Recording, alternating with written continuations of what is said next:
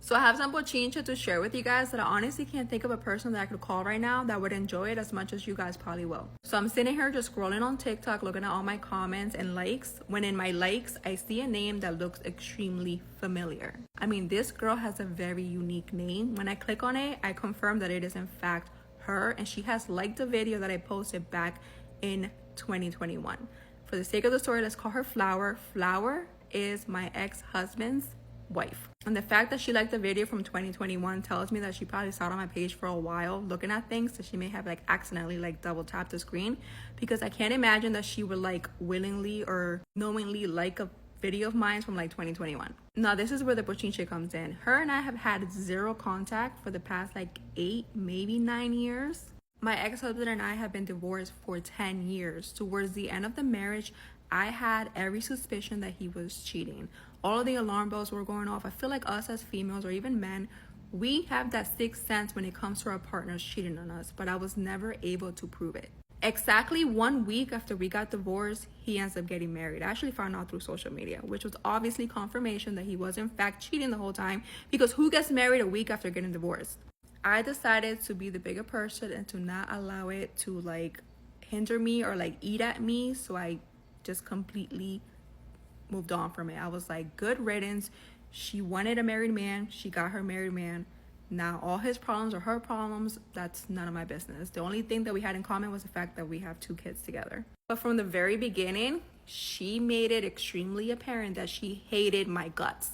When like, I feel like in that circumstance, I should have been the one with the issue, but no, she hated my guts. I never fed into it. Pretty much my only concern was, as long as she's good with my kids, that's my only concern. My kids were old enough to be able to let me know what was going on. They said everything was fine, so I kind of let it go. Fast forward to my daughter's 5th grade graduation. I text their dad and I said, hey, you and your wife are both welcomed to the graduation.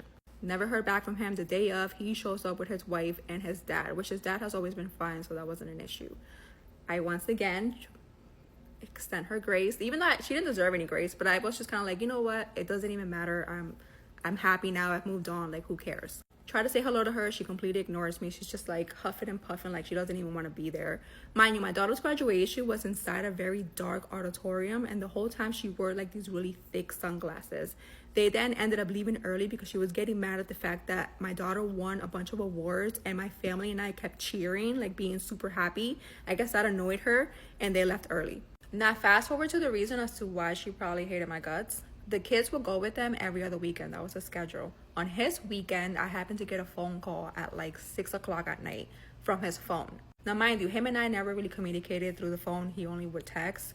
And the fact that he had the kids, I figured the only reason he must be calling me is because there's something wrong with the kids. So I pick up, and it's him literally screaming his head off, or no, crying his head off, saying how much he loved me, how much he missed me, how he missed his family, how he made a huge mistake, how he wanted us back, and just like crying hysterically. I'm of course shocked, and I'm like, what is going on? Like, what are you talking about? Like, you're married. At that time I already had a boyfriend. Like, I have a boyfriend, you're married. Like, this isn't even a conversation. Even if I was single, like, absolutely not. Like, no. He just continues crying on, and I know she's there because I can hear her in the background like screaming at him, and I'm like, what are you doing?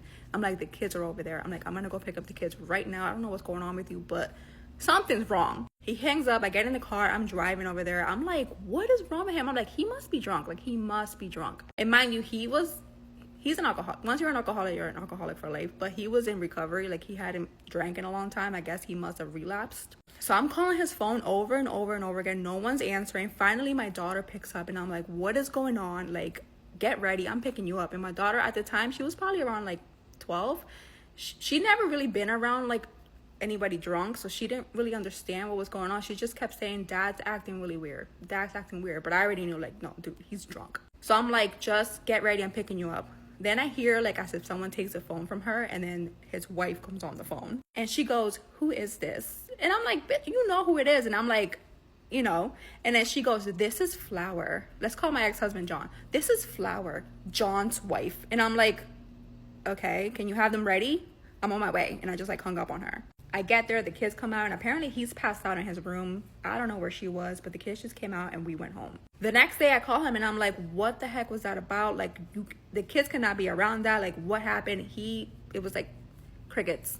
He didn't want to speak about it. It never happened. According to him, it never happened. I'm like, what do you mean it never happened? Not long after, I found out that she actually moved out and like left him, and that was the end of it. That was the last any type of interaction that I ever had with her, which was probably about 8 years ago.